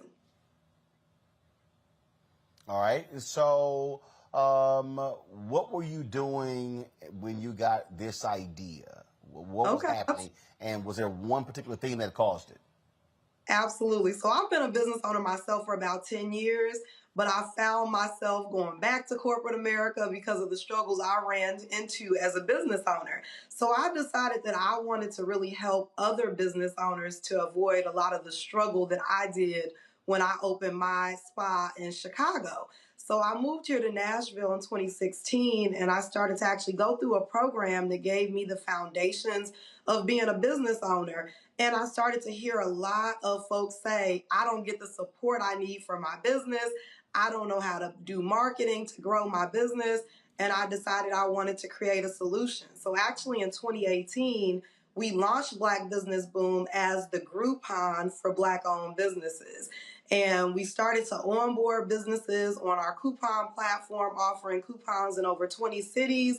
But a lot of the businesses didn't have websites, weren't really thriving on social media. And I decided I wanted to jump in and create a fix for that. So we spent more time training business owners than we did actually onboarding them on our platform. The pandemic hit, and it became even more of a need for businesses to thrive online. And so we transitioned the entire business model to really focus on the needs of Black business owners to make it through the pandemic. Questions for my panel. First off, Jason. So I guess my first question is, how do people actually contact you, and how do they actually get this started if they don't have a website? What would you say is the first step that someone should take if they want to market their business and market their business idea? Absolutely. So it's hard to say a first step because so many people are at different levels in their entrepreneurial journey. We work in partnership with a lot of organizations that support the growth of minority-owned businesses. So we have corporate partners like Cummins that gave grants to Black-owned businesses in 2020, but a lot of those grant recipients turned around and said, we really need help with actually executing things like marketing for our business. So we jumped in and we provided them with the training because we wanted to teach them how to fish, but then we also provide them with services in order to give them a head start. So if someone actually needed a website, they were learning about the fundamentals of having a website while also we were getting that website designed for them. But I'll tell you, I love that Black people are very resilient and we figure things out. So we see a lot of folks just using platforms like Wix and GoDaddy to get started, which is a great way for you to get a start with getting a website. You don't have to be a professional designer, but it is important that you have an online presence. So again, we like to teach people those fundamentals of building a website and the things that make a website a good aesthetically pleasing website that will convert sales. But we also want to help you by giving you a leg up and actually doing some of those things for you. So we've developed a cohort training model that pulls that mentorship, the actual services, and the training together to support Black business owners. And these programs are offered for free. So I should mention that our corporate sponsors, as well as the programs that we partner with, allow us to offer our training cohorts for free. And we actually have an initiative to train 100,000 Black-owned businesses by 2030 called Thrive Black. Scott? Yeah, thank you. I got an idea for you. This digital marketing piece is super important to Black businesses. I represent an organization called the National Newspaper Publishers Association. They're not only newspaper people and media people, but they're Black business owners and they're Black community leaders, right? And one of the challenges many of our members have, whether on the West Coast, East Coast, South, or North, is getting their digital marketing platform down, getting their digital platform for their newspapers down in place. And it seems like if you're offering this service free, that part of your segment of your targeting for digital marketing would be these community-based newspapers. They have certainly different levels of income, but more importantly, they have a voice in the Black community and in each of their communities around the country. Have you thought much about representing those community-based newspapers or connecting with Dr. Chavis, who's the CEO for the National Newspaper Publishers Association? No, but that is an amazing idea. I love it. We thrive because of our partners. So we're always looking at where we can establish new partnerships. And I think that would be an amazing one. Right now, we work with Black Chambers of Commerce, CDFIs, other small business development organizations, and a lot of community-based organizations in several cities around the country. But I think that would be an amazing avenue, and I would appreciate any connections you can make to those folks that you mentioned. No, I'd love to, and I know that Dr. All right, Monique, will chat with you. How do we find you? I'm looking, and I can't. Where are you? Really? That's fine. Okay. Even if you go to blackbusinessboom.com, you'll find us there. But if you Google Black Business Boom, we got a pretty heavy presence. And then we're also on Instagram at Black Business Boom. You can find me on LinkedIn, Danielle McGee, MBA on LinkedIn, also on Facebook, Black Business Boom, as well as Danielle McGee. All right. Thank you. Absolutely. All right then. Danielle, we still appreciate it. Thanks a bunch and good luck with it. Absolutely. Thank you so much for the opportunity. All right, we appreciate it. All right, y'all. Our final story. Y'all know what time it is. No charcoal grills are allowed. I'm white. I got you, Carl. Yeah, illegally selling water without a permit on my property. Whoa! Hey! You don't live here. I'm uncomfortable.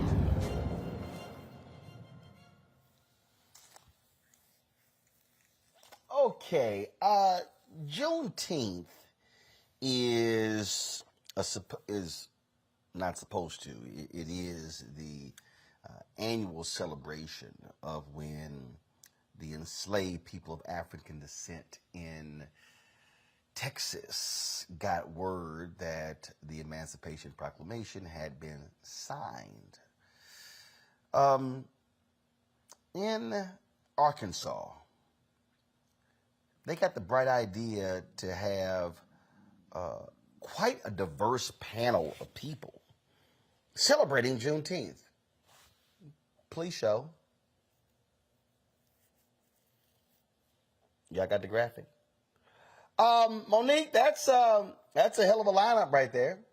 And then they were touting this wonderful food and panel. Well, let's just say they caught so much backlash that they just went ahead and actually canceled this particular Juneteenth event. Well, I'm sorry they did that. That wasn't a panel. Oh, hold up, though. Wait a minute, hold up. I'm just let me finish. So it was they were the host of this event. They were Monique. I told you with that cricket Wi-Fi. Hold on. So, but you had said Monique. I wasn't interrupting. They had some black sponsors too. So let me walk through this, all right, y'all. So this initially was shared on Twitter, and somebody said somebody has to explain this to me. Well, then that thing just really took off. It was supposed to take place on June 17th at Little Rock War Memorial Stadium. They were going to have 3 floors of food from Arkansas's top restaurants and caterers. And the featured host of the event were Rex Nelson, the senior editor of the Arkansas Democrat Gazette, Heather Baker, the president and publisher of AY Media Group, and David Bazell, an Arkansas radio and TV personality. All 3 are white.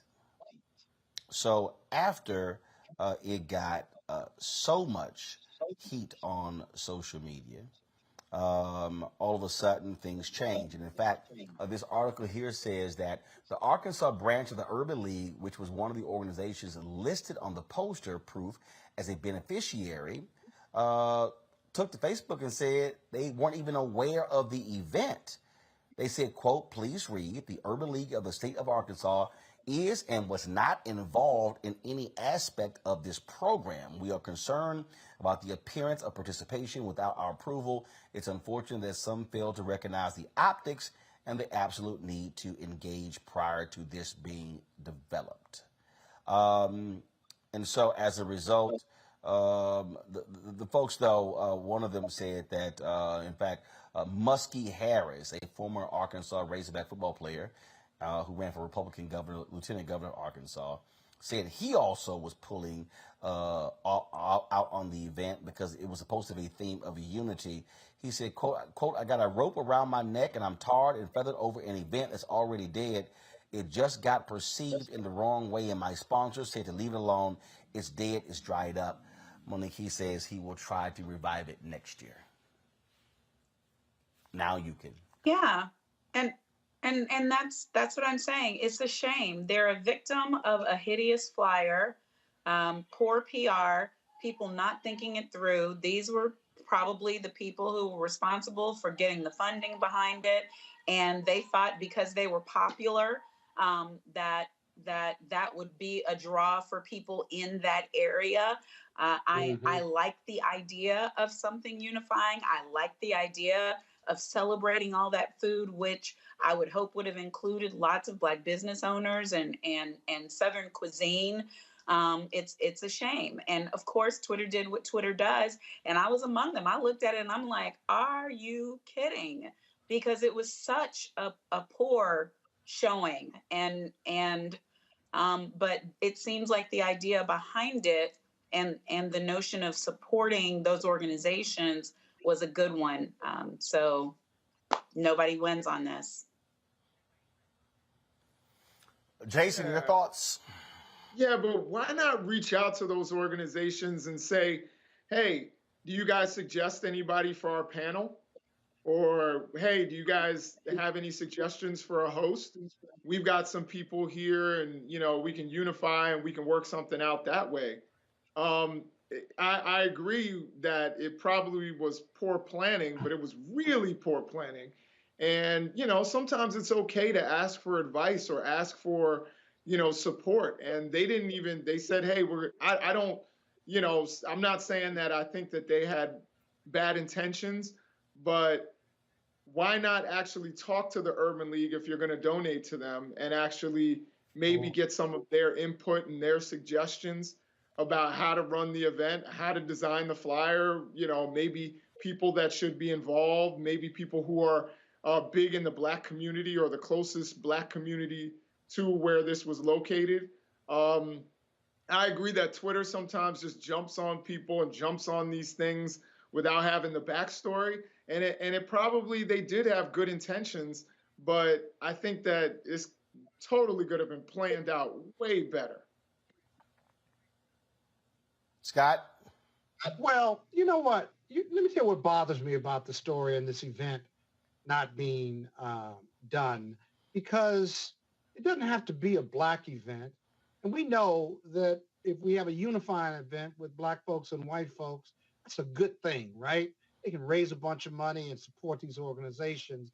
And it's really sad that this event got killed because of the optics and the lack of organization. If I were that group, I would do it again, and I'd do it with, you can have white supporters and Black supporters. You'd have 6 people across there and 3 floors of food and music and celebrating Juneteenth. I think it's a good thing that Black folks and white folks celebrate a Black holiday. It shows we are expanding our base and that people don't look like you and I get what Juneteenth is all about. At least I'd like to think that. So with better planning, I'd love to see them do it with some Black people as supporters or underwriters or hosts.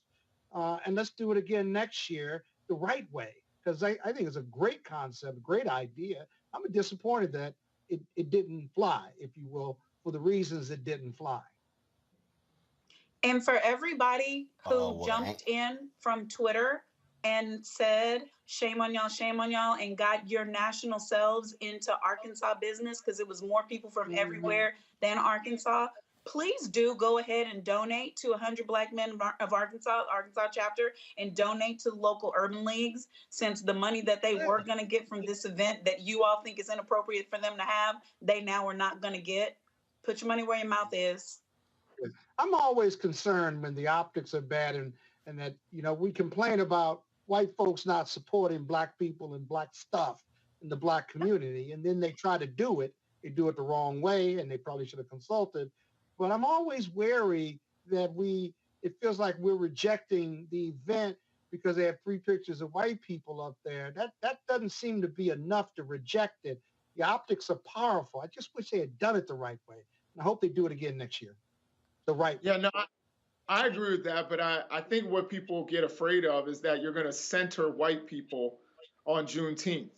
And I agree. I think what Monique just said about donating to those organizations, since you wanted to jump in on Twitter and jump on people and jump on the event. The event, I think we all agreed, sounded like it was a great event. But I think if you have 100 Black Men of Arkansas, why not talk to the leadership of 100 Black Men of Arkansas and get them their suggestions about who should be involved or who should host alongside some of these big figures.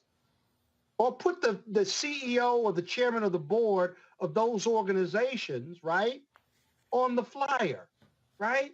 Do that. I mean, optics matter, right? So why not put the head of those organizations on there as hosts, as co-hosts? Well, it sounded like they were going to donate, but they didn't reach out to them. You know, at least that was the case with the Urban League. Right, like it was going to be a surprise. Yeah, I guess it was going to be like, hey, here's $5,000. But I believe that they were probably going to do it. I'm just saying, like, reach out. You know, that would make the planning of this much better. And I'm glad that the guy has committed himself to trying again next year, seeing what went wrong and doing it again next year. I think that's a good thing. But you know what, Doc? You know what's really scary about it? Here's what's scary about it. That all these great minds of people looked at that flyer, read it, reviewed it, saw it, and they'll put it out. There's no one in whoever was putting this together had a problem with that flyer, which suggests that perhaps nobody Black was in the process of reviewing it, and they just went with it. You know, that part is scary. Right, and that's what I'm saying about like it's called it's called having no cultural sensitivity. What? That's called. So just like no cultural sensitivity, same as having no seasoning. Oh yeah, absolutely, yeah. No national cultural sensitivity because it was probably doing fine in Arkansas, which is where the program was. Like I said, which is where the businesses were. Like I said, which is where the chapters were going to get the money. Like I said, no cultural sensitivity, just like no seasoning. Right. So I'm just saying. Folks, that is it. Before we go, though, let me shout out Kevin Roberts, who's in the Omega chapter. Let me shout out John Williams, Freddie Ricks, Paul Stafford, my 5 line brothers at Texas A&M University. Today is the 33rd Alphaversary, Scott. I know you joined that little entity out there. But this is called a living example of what it means to be in a real fraternity, a real brotherhood, real colors. And so shout out to all of my LBs. Shout out to all the brothers at Pound Macron, Texas A&M University, and of course all the men of Alpha Phi Alpha Fraternity Incorporated. And yes, Scott, it's okay that you are in a second-rate frat. You're giving the okay signal right now, and so yes, we understand that. Congratulations, yo-yo. Yeah. You know what? When I was a kid, I played with a yo-yo. So yeah, I played with a yo-yo. So yes, I'm quite familiar with the yo-yo. So you could throw your little fingers up and all of that, Scott. But remember, Scott, you always gotta kiss the ring. You always gotta kiss the ring. Always. Bow down. Somebody turn it off. Bow down. Bow down, Scott. Bow down, Scott Bolden. Remember, without Alpha, you just cap aside. It's still there. Without Alpha, you cap aside. You know who your daddy is. All right, Jason, Monique, and Lil Kappa, and Jason, Monique, and Lil Kappa. I appreciate that. And again, shout out to all my LBs. And again, it was 5 of us, 4 of us are still here. In fact, on the 10th anniversary. So today, not only did we cross today, in 1989, 10 years later, Kevin Roberts, who was the first Black drum major in Texas A&M University history, died in a plane crash. He was piloting the plane. So he died on our 10th Alphaversary. So certainly thoughts and prayers go out to his family on this day as well. I met his dad when I was in San Antonio at the NAACP convention in 2019. His dad still wears his Texas A&M ring. And so we definitely remember our line brother who passed away Again, just 10 years after we crossed. So that's it, folks. I will see y'all tomorrow right here from Los Angeles. Don't forget, go to the Black Star Network app. Check out my interview, my Rollin' with Rollin' interview with Guy Torrey. Y'all, you know that boy, fool. Absolutely hilarious. And so we had a great time with that interview, so you don't want to miss that. So check that out. We got also other great shows on there as well. We got some great things going here in LA Friday. We will be actually exclusive. We're the only media outlet that's going to be actually participating in a tour. We'll be live streaming the area where the devastation began with the riots after the Rodney King verdict 30 years ago. And so we're going to be there covering the news conference. And we'll be broadcasting from a community center in Leimert Park on Friday as well. And so lots going on. And our panel on Friday will be live with me from the location as well. So a lot of things happen. This is why we ask you to support what we do. Look, we don't sit and hide behind a microphone. We don't sit here and not show our face. We're not one of these folks who just smack gums and never go out. We actually hit the road and cover the news where the people are. And so that's why we want you to support what we do. Tell everybody, download the Black Star Network app. Black people have got to stop talking about ownership and what we need. And if we had this, y'all, we have it. It's been built. And so it's been built because of you. And so download the app, Apple phone, Android phone, Apple TV, Android TV, Roku, Amazon Fire TV, Xbox One, Samsung Smart TV. And please join the Bring the Funk fan club. You can send your check or money order to P.O. Box 57196. P.O. Box 57196. Again, that's the P.O. Box. And of course, we also have Cash App. Come on, y'all. Change it, guys. All right. Can we change it? Did y'all freeze something? Thank you. P.O. Box 57196, Washington, D.C. 20037-0196. Cash App, $RM Unfiltered. PayPal is R Martin Unfiltered. Venmo is RM Unfiltered. Zelle is rolling@rollinsmartin.com. rolling@martinunfiltered.com. And so let me just go through here. Let me thank the folks, Jarrell Costin, who joined while we were live on the show. Let me also, so I got Jarrell Costin. Let me just go through here. Let me shout out here. Let's see. Taki Diab. Taqiyy. Sorry if I screwed the pronunciation up there. So I want to give you a shout out as well. And let me see who else is giving them a show. I'm looking right now. Let's see here. I'm going to have to do a search of Cash App. So give me a second.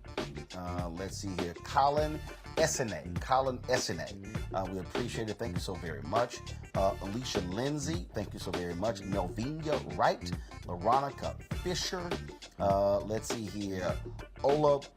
Olubukola, Akande Elamoso. I certainly appreciate it. Thanks a lot. Diane Alexander, Marcus Rhodes, Samato Dabney, Herlin Pascal. Thank you so very much for joining us. Terry Pickett, thanks a lot. Derek Street, Sean Walters, L. Hawkins Jr., James Flowers Jr., Sylvia Arzu Bush, Renee Talbot, Bryant Ashton, Crystal Handy, Mitchell Brown. Someone goes by 6 a.m. Let's see here. H. String, Kathy Ruiz, Intron Rollins, Charles Richardson, Robert Brown, Lakira Bennett, Sandra Threadcraft Gregory. Thanks a lot. Landry, Monique Dubois, Michael Williams, Ebony Long, Ronald Pierce, Shirley Gilmore, Karen May, Billy Kelly, Sarita Torrance, Anthony Franklin, Brittany Hanshaw, Dana Moten Cox, Andre Belfon Nakata, Sandra Harris, Corey Brown, Willie Jackson, Samantha Peggy, Terry McKenzie, Terry Jones, Tammy Bale. Also, Reynaldo Rainey, Thomas Royster, Martin Bradley, Ronald LeGray Sr., Janelle Fields, Char Fletcher, Adashola, Tracy, Herbie Green, Stephanie Williamson, Tori Green, Eric, Brianna Carlton, Rona, Chanel Laco, Eric Sterling, Willie Murchison, Marshall Sweeney, William Hogan, Albertus Smith, Chris Oliver, Cynthia Wilder, Sherland Carrington, Fatima Morgan, Eula Milan, Clifton Hubbard, Janae, Deborah Elaine Denard, Monique Watts, Haruna, Patsy Bird, Keith Weiss, Barry, Hillian, Cornell Cole, Brandon Mason, Sandra Cole, Thaddeus Wynn, Charles Gibbons, James Fennell, Pamela Hart. And so I appreciate, folks, all of you who support what we do. Thanks a bunch. I'll see you guys tomorrow. Holla!